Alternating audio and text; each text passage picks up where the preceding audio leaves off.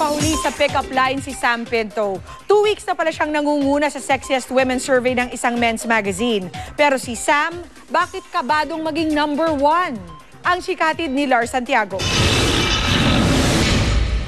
Napanood na ni Sam Pinto ang ilang bahagi ng pelikulang Boy Pick Up, kung saan kasama niya sina Ogie Alcacid, Dennis Trillo at Solen Yusaf.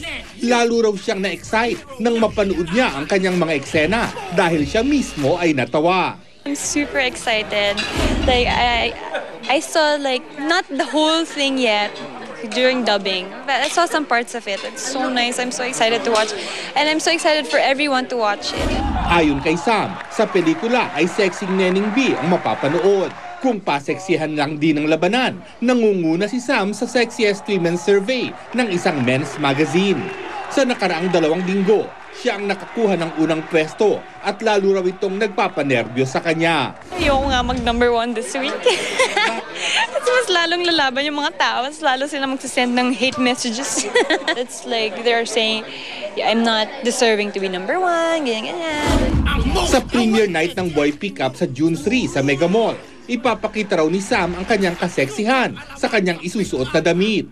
Kaya naman ngayon pa lang ay marami na ang nag-aabang. Naghahanap pa nga ako ng damit ko eh. Hopefully, I find the right outfit for that night. At bilang Neneng B, may baon ding pick-up line si Sam. May payong ka ba? Bakit? Kasi umuulan ng kagapuhan eh. Kagandahan, ano ba? Lars Santiago, updated sa showbiz sa Penang. Inireklamo ang teen pop sensation na si Justin Bieber ng pananakit ng isang paparazzo. Nangyari umano ito ng tangkain ng paparazzo na kuna ng litrato si Bieber habang kadate ang girlfriend niyang si Selena Gomez sa isang mall sa California. Tumawag pa raw ng 911 ang paparazzo, pero wala na raw si Bieber at Gomez nang dumating ang pulisya. Nagsampa na ng reklamo ang paparazzo laban kay Bieber.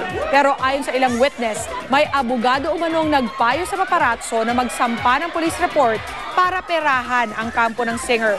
At kwento pa ng ilang saksi, hinarangan daw ng paparazzo ang kotse ni Bieber habang paalis na ng mall ang teen singer. At yan ang mga Bueno Mano kong Chika for the week. Tutok uli bukas for the hottest showbiz news. Dito lang sa Chika Minute. Ako po si Pia Guanyo. Welcome back, Nel. Mike? Salamat, Pia. At yan po mga balitang aming tinutukan. Sa nakalipas sa 24 oras, maraming salamat sa iyong pagtitiwala. Mula sa tahanan ng katotohanan, ako po si Mel Tiang. Ako po si Mike Enriquez. Ito ang GMA. Walang kinikilingan, walang pinoprotektahan. Walang kasinungalingan, serbisyong totoo lamang at dahil hindi natutulog ang balita. Nakatutok kami 24 oras.